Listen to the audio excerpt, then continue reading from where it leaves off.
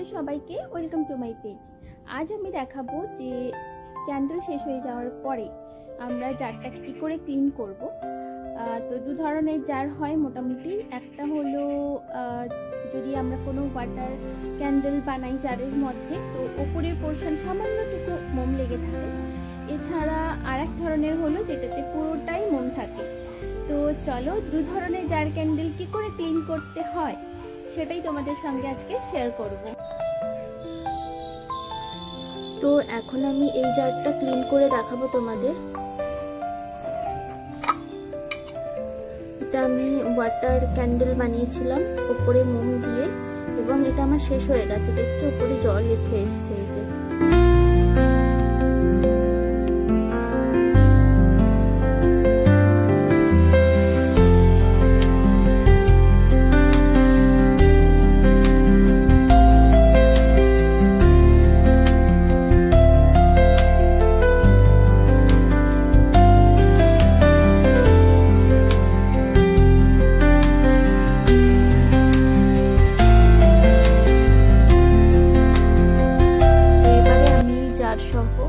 পুরোটা ফেলে দেব।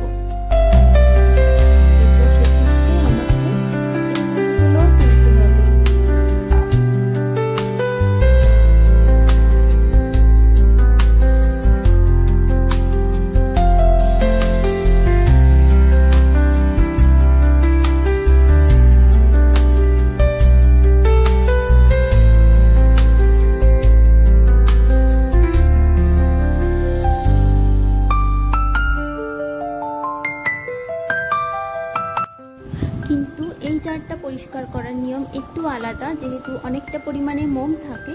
তো তাই জন্য প্রথমে আমি গরম জল ঢেলে নেব, তারপরে কোনো ব্রাশের সাহায্যে পরিষ্কার করে তারপরেই এটা ক্লিন হবে।